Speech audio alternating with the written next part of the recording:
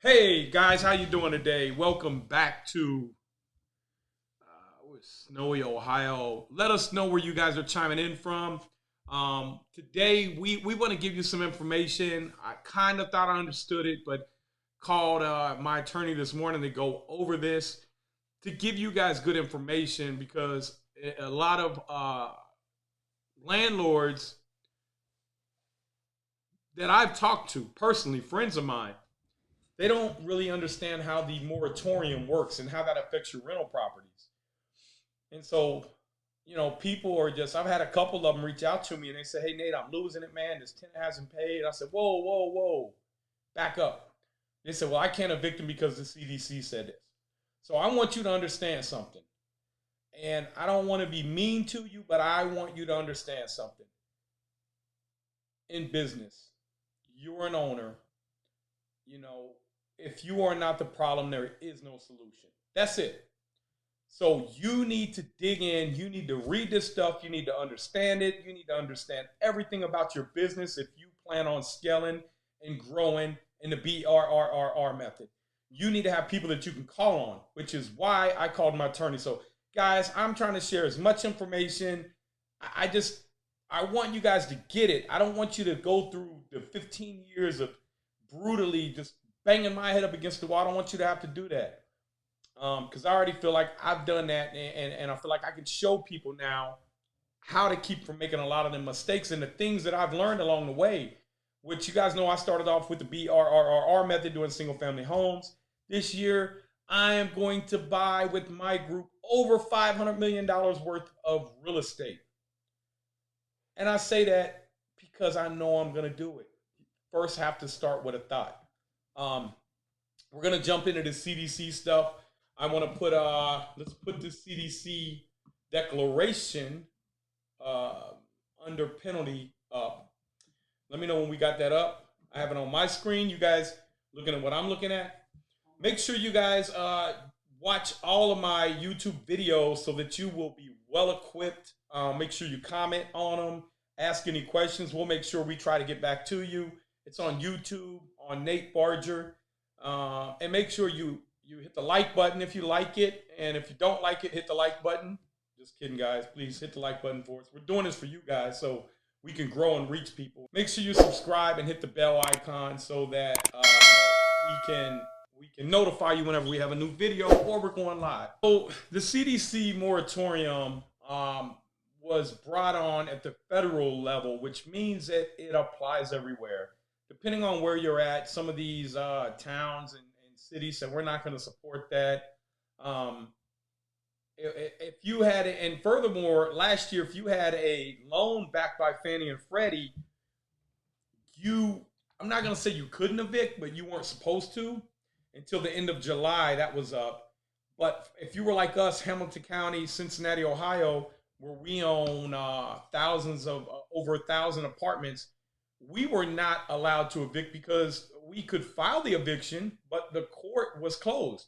So there was no way to get any judgment or decision. The current CDC moratorium expires January 31st, but Biden has said that he wants to extend it till September 2021. Um, so whenever, let's read through this, and then I'm going to tell you kind of what the attorney said you can and cannot do. I'm also going to tell you guys what we did last March. Was there are plenty of programs out here that will help people if they cannot pay. There is more money out here now than I think ever before of programs to help people out. And it's kind of hard to think about, guys, what we're going through, but we are in the middle of a pandemic. And so we're just living our lives, and you got this probably, if you're anything like me, this other layer of fog or whatever. It's because we don't even realize it. We're living in it now. When we look back on it 5 years from now, we're gonna say, "Wow, man, that was crazy. We went through that." But for me, I'm just living, and I'm living my daily life, and we're continuing with business plan, even though that's changed drastically. But the level of stresses, I think, is different on almost everybody.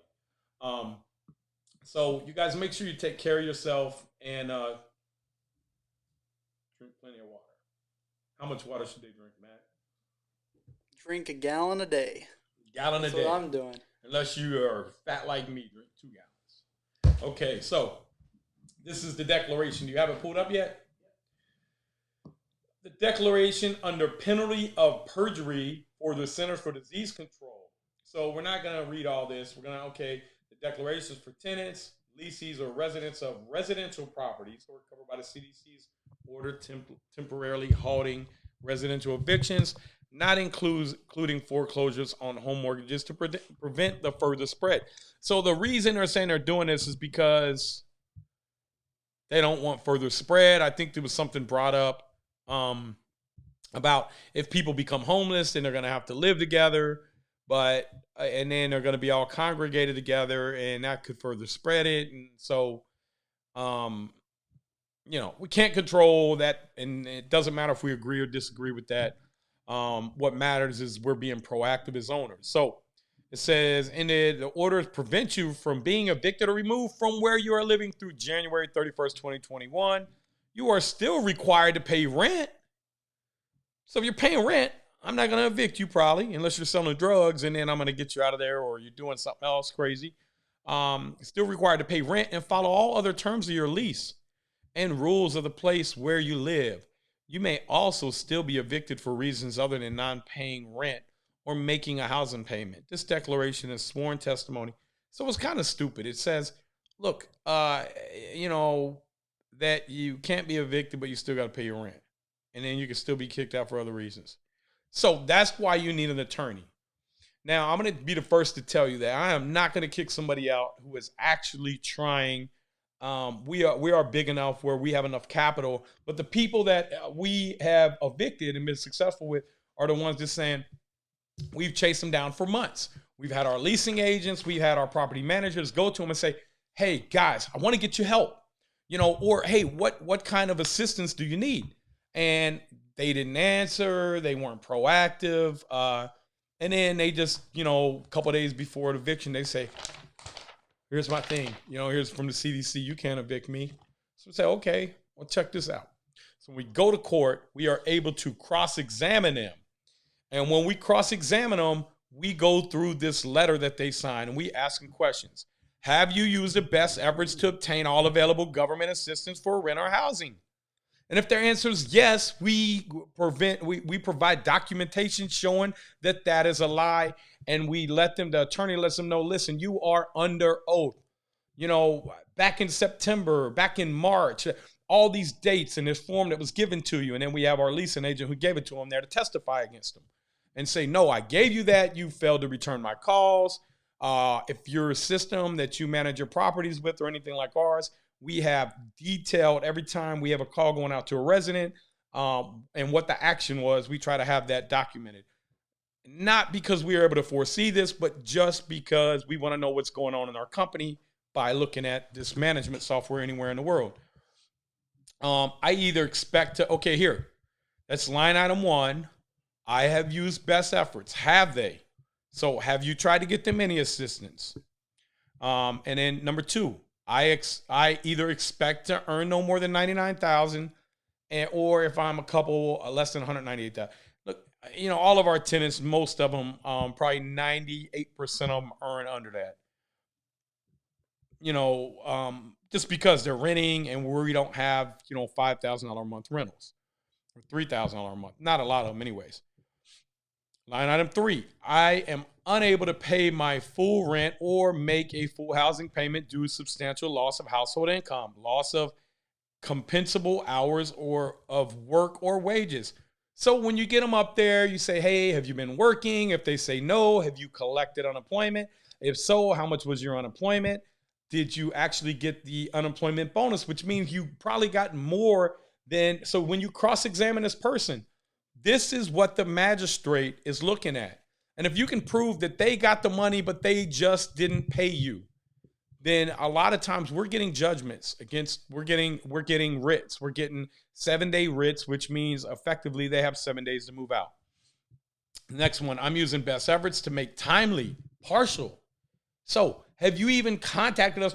Have you had any income coming in? Have you even tried to make any partial payments? Have you been in contact with us, or have you just said, it's COVID, can't evict me? And again, guys, listen, we're not cold-hearted. If there is somebody out here that is in time of need, we are going to work and do everything that we can to get them assistance. We actually put a GoFundMe out, and all of the partners, we funded a lot of the GoFundMe, and I think we raised $15,000 for our tenants, and it wasn't to pay rent. We raised it to help them out with gas and food and pay the utility bills and anything else. And we sent it out through the partner portal that we got and, through the property managers to try to help the tenants out. Because we understand there are some people that were affected from this, and we wanted to make sure they had help. Well, as of Thanksgiving, we had not hardly used any of them funds. And so we actually reached out and reached out and said, hey, who needs help on Thanksgiving and Christmas? And we got a lot of tenants that reached out to us, and we were able to use that money to help them out for that. So again, guys, you'll make tons of money in real estate. You'll go through these cycles where they're up and down. Nobody could have predicted COVID-19. But as long as you're well capitalized, the markets always come back. And so it's projecting how long this is going to be. So let's move on to the next one.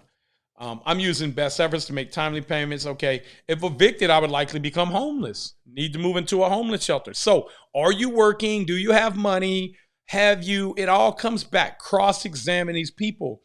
And by the time you're taking them to court, at least us, that this person is trying to take advantage of the system.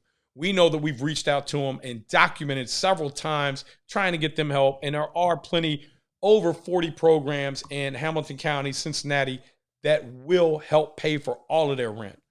And if they won't, one of the things that they are refusing them is because they're saying their income's too high. So again, if they try to work and then their income's too high, you kind of got proof right here. Hey, they wouldn't give them any help because their income was too high. Yet they had income, yet they wouldn't even make an arrangement to pay me anything. So I understand that I must still pay rent or make a housing payment and comply. This is what they're signing, guys.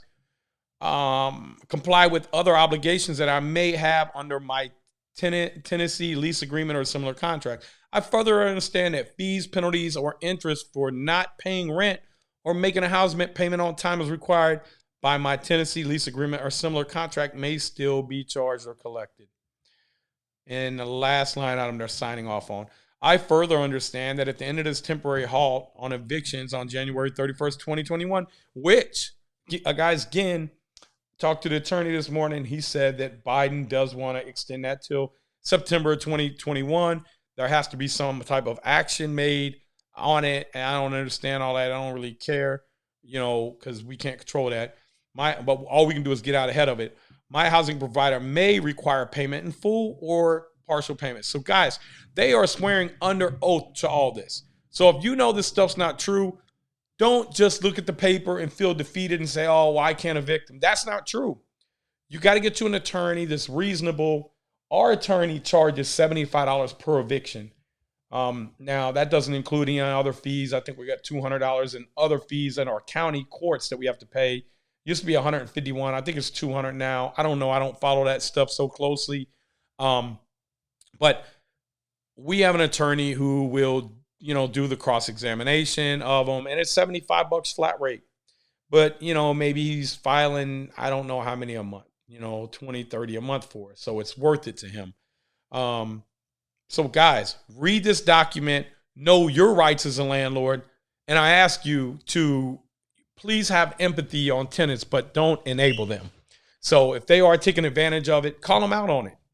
Because ultimately, it's going to be your family and your investment and your investors that suffer if you got any of them, if you are not being proactive. Guys, I'm going to open this up for any questions. In full disclosure, I'm not an attorney. I'm a real estate investor just like you. I just want to understand everything at a high level and at a micro level. And that's why I try to understand this stuff at least a little bit. So anything that I'm answering is just my opinion. It's for educational purposes only. Consult with your attorney, your CPA, your wife, your husband, whoever else you need to consult with.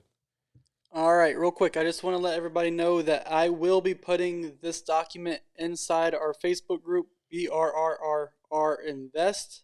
It will be in the documents section. Also, guys, make sure you go check out our partner, BRRRRinvest.com. We got some great documents over there. I think we may even have some stuff. And we got a calculator over there that can help you guys out.